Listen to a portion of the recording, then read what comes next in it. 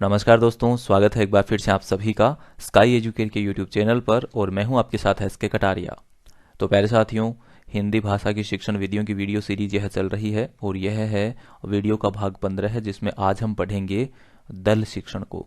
यह रीट के सिलेबस के अकॉर्डिंग है और दोनों ही लेवल के लिए उपयोगी है।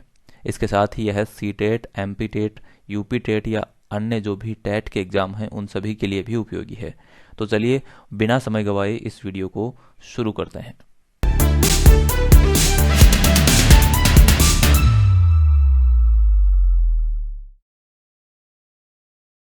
तो आइए वीडियो में आगे बढ़ते हैं। अगर आपको यह वीडियो पसंद आए तो अपने दोस्तों के साथ आप इसे ज़रूर शेयर करेंगे।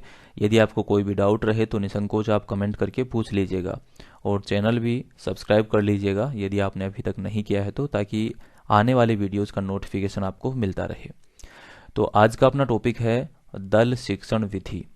तो इसको हम पढ़ेंगे। इसके अन्य नाम हैं किसके? दल शिक्षण के। समूह शिक्षण, सहकारिता शिक्षण या टोली शिक्षण। यानी दल को समूह भी कहते हैं, सहकारिता भी कहते हैं और टोली भी कहते हैं। तो इसीलिए इसके ये अन्य नाम भी आपको याद रखने हैं।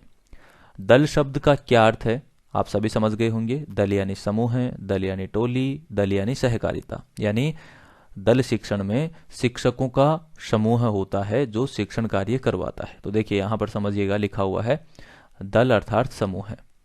यानी जब किसी कक्ष में विशेषज्ञ शिक्षक समूह द्वारा अध्यापन कार्य किया जाता हो, यानी किसी कक्ष में शिक्षकों के विशेषज्ञ शिक्षकों के समूह के रूप में अध्यापन कार्य करवाया जाता है तो उसे दल शिक्षण कहते हैं। मूल रूप से आप दल शिक्षण को इस तरह से समझ सकते हैं।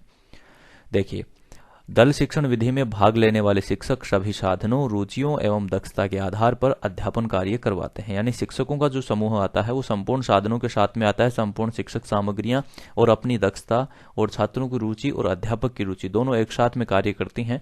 सभी शिक्षक अपने अपने फील्ड के विशेषज्ञ होते हैं और वह एक समूह के रूप में कक्षा में जाते हैं और पूरी योजना बना करके जाते हैं कि कौन से क्रम में उनको शिक्षण करवाना है, कौन कौन से शिक्षक पहले वक्तव्य देंगे, बाद में इसको किस तरह से शिक्षण प्रक्रिया को आगे बढ़ाया जाएगा। तो इस तरह से मिलकर के, यानी इस प्रकार दल शिक्षण में कई शिक्षक मिलकर के शिक्षार्थियों के समूह को अनुदेशन प्रदान करते हैं, यानी इंस्ट्रक्शंस देते हैं।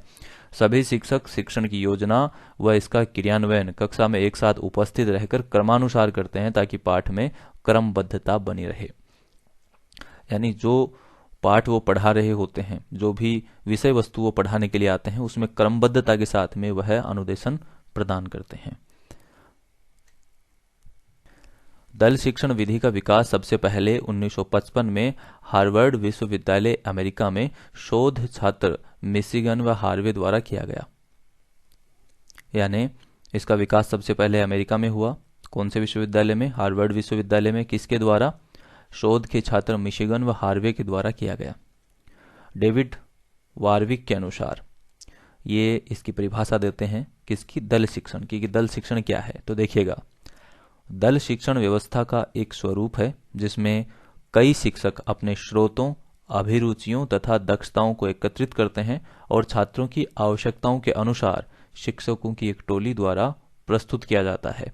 वे विद्यालय की सुविधाओं का समुचित उपयोग करते हैं। तो वही बात कह रहे हैं डेविड भी अपने अनुसार कि टोली शिक्षण व्यवस्था का एक स्वरूप है, यानी कि एक इस तरह की व्यवस्था है जिसमें कई सारे शिक्षक अपने स्रोतों, अभिरुचियों तथा दक्षताओं को एकत्रित करते हैं। ठीक है? कौन? शिक्षक। किसकी? अपनी अभिरुचियां, अपनी दक्षता, उसको एकत्रित करते हैं और फिर क्लास में जाते हैं एक समूह के साथ में। और वहां पर देखो, शिक्षकों की एक टोली, यानी कि जो भी विशेषज्ञ होते हैं, यानी स्रोतों, अभिरुचियों और दक्षताओं का तात्पर्य क्या हुआ कि वो अपनी संपूर्ण तैयारियों के साथ वहां पर जाते हैं, यानी कि एक तरह से वो विशेषज्ञ होते हैं और वह बच्चों को अनुदेशन प्रदान करते हैं और विद्यालय की सुविधाओं का समुचित उपयोग करते हैं। तो इस तरह से डेविड वारविक जो हैं वो दल शिक्षण को परिभाषित करते हैं। परीक्षा में ये दे दी पूरी की पूरी परिभाषा और पूछ लिया जाए कि ये किसकी है, तो याद रखना डेविड वारविक की है। चलिए दो परिभाषा और देख लेते हैं जो इम्पोर्टेंट है। प्रोफेसर कार्लो ओल्सन महोदय के अनुसार ये किस तरह से इसको परिभाषित करते हैं, देखिएगा।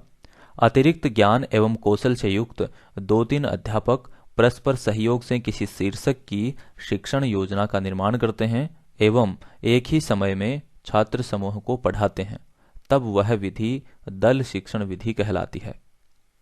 ठीक है, यानी वही बात यह अपने शब्दों में कह रहे हैं। जेपी पुरोहित क्या कहते हैं देखिएगा, दल शिक्षण अध्यापक की आधुनिक तकनीकी है और इस विधि में 2 या 2 से अधिक अध्यापक मिलकर नियमित रूप से किसी कक्षा की अध्ययन संबंधी योजनाएं बनाते हैं, उसे क्रियान्वित करते हैं तथा उसका मूल्यांकन करते हैं। तो मूल रूप से अब आपकी ये समझ में आ गया होगा कि दल शिक्षण क्या है।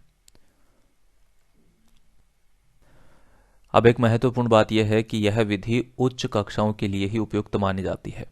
जो प्राथमिक लेवल की कक्षाएं हैं उनके लिए यह विधि निरर्थक है, क्योंकि जो शिक्षकों की टीम होती है, जो विशेषज्ञ शिक्षकों का समूह होता है, यदि वह प्राथमिक कक्षाओं में अध्यापन करवाएगा टोली या दल के साथ में, तो बच्चे उतनी गहराई से उस विषय वस्तु को नहीं समझ पाएंगे।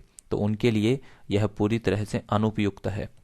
केवल उच्च कक्षाओं के लिए यह विधि उपयुक्त मानी गई है। इसके 3 सोपान होते हैं, तो देखिएगा, पहले सोपान में योजना बनाई जाती है कि किस तरह से आपको शिक्षण करवाना है, क्या क्या उसमें होगा, और दूसरे सोपान में योजना बनाई जाती है और शिक्षण कार्य को अंजाम तक पहुंचाया जाता है। देन थर्ड सोपान में मूल्यांकन किया जाता है कि जिस उद्देश्य के लिए हम यहाँ पर आए थे और हमने जो शिक्षण करवाया उससे क्या प्राप्त हुआ, बच्चों में क्या अपेक्षित परिवर्तन हुए या नहीं हुए। तो इस तरह से ये 3 सोपानों में योजना चलती है। योजना किस तरह से बनती है? इसमें विषय वस्तु का निर्धारण किया जाता है, उद्देश्यों का निर्धारण किया जाता है, अपेक्षित व्यवहारगत परिवर्तनों का लेखन किया जाता है कि क्या क्या परिवर्तन आपको चाहिए क्लास के एंड में। छात्रों के पूर्व ज्ञान का परीक्षण करना होता है कि बच्चे कौन सी चीज़ को कितना पहले से समझ रहे हैं, कौन सी विषय वस्तु का उनको पूर्व ज्ञान है और कहाँ से हमें शिक्षण कार्य प्रारंभ करना है। शिक्षकों को योग्यता एवं कुशलता के आधार पर कार्य विवरण कि कौन सा शिक्षक कौन से शिक्षण में कुशल है और उसे कौन सा शिक्षण करवाना है। छात्रों की उपलब्धि का मूल्यांकन करना और उसके बाद में छात्रों की उपलब्धि यानी आपने जो शिक्षण करवाया उससे छात्रों को क्या मिला, उनकी उपलब्धि का मूल्यांकन करना। तो ये योजना बनाई जाती है। अब इस विधि के कुछ गुण और दोष को देखते हैं, एग्जाम में पूछे जा सकते हैं। तो इसके गुण क्या क्या हैं? यह विधि विशेष ज्ञान प्रदान करती है, क्योंकि यहाँ पर शिक्षकों का समूह आता है और सारे शिक्षक विशेषज्ञ होते हैं, तो विशेष ज्ञान इसमें मिलता है। समय, धन एवं शक्ति का सदुपयोग होता है। इसमें समय कम लगता है, धन एवं शक्ति का सदुपयोग हो जाता है। छात्रों में अनुशासन की भावना का विकास होता है, क्योंकि दल के रूप में शिक्षक जब शिक्षण करवा रहे होते हैं तो कक्षा में बहुत सारे शिक्षक होते हैं, तो बच्चे शांति से बैठेंगे, शिक्षकों का अनुशासन देखेंगे और पूरा अध्ययन में उनकी रुचि रहेगी, तो अनुशासन की भावना का विकास होगा। छात्रों को विभिन्न विषयों की आधुनिक जानकारी प्राप्त होती है, क्योंकि बहुत सारे शिक्षक आते हैं दल के रूप में, तो आधुनिक जानकारी उनको बहुत सारी मिलेगी, क्योंकि शिक्षक जो होते हैं वो विशेषज्ञ होते हैं अपने अपने फील्ड के। तो वर्तमान समय में जो चीज़ें जिस तरह से हो रही हैं और उसको जिस तरह से समझना उपयुक्त होता है, ठीक उसी प्रकार से वो शिक्षक समझाने का प्रयास करते हैं। संतुलित सामाजिक विकास संभव होता है और इस तरह के शिक्षण से एक संतुलित सामाजिक विकास जो है वो संभव हो पाता है। तो ये इसके गुण हैं। अब इसके कुछ दोष भी हैं, वो भी देख लीजिएगा। अब यहाँ पर देखिए, पहला दोष, आर्थिक भार अधिक हो जाता है। जैसा कि पिछले स्लाइड में हमने पढ़ा कि समय और धन का सदुपयोग होता है। सदुपयोग तो होता है लेकिन धन ज्यादा खर्च होता है। सदुपयोग होना और ज्यादा खर्च होना दोनों अलग अलग चीजें हैं। तो सदुपयोग तो होता है इसमें, ये एक अच्छी बात है, लेकिन अधिक धन लगता है, ये एक इसमें दोष है। समन्वय करने में कठिनाई हो जाती है, क्योंकि सदस्यों में सहयोग की भावना कम ही पाई जाती है। यहाँ पर यह नहीं कहा गया है कि ऐसा हर जगह होता है, यानी ज्यादातर यही होता है कि जो समूह है शिक्षकों का आता है पढ़ाने के लिए, उनमें सहयोग की भावना कम पाई जाती है। ऐसा हो सकता है, तो यह भी एक इसका दोष है। संपूर्ण पाठ्यक्रम नहीं होता, यह भी एक इसका दोष है, क्योंकि शिक्षक आएंगे एक समूह में, तो वह हर रोज आपको समूह में आकर के नहीं पढ़ा सकते, क्योंकि उनको अपने अपने और भी बहुत सारे काम करने होते हैं, बहुत सारी कक्षाएं संभालनी होती हैं। तो सभी कक्षाओं में समूह में जा करके संपूर्ण कोर्स को वो नहीं करवा सकते। तो ये एक इसका दोष है, यानी कि किसी विशेष शीर्षक या टॉपिक को ही वह दल के रूप में करवा सकते हैं। तो संपूर्ण पाठ्यक्रम यहाँ पर नहीं हो पाता। तो प्यारे साथियों, यही था आपका दल शिक्षण, समूह शिक्षण, टोली शिक्षण या सहकारिता शिक्षण।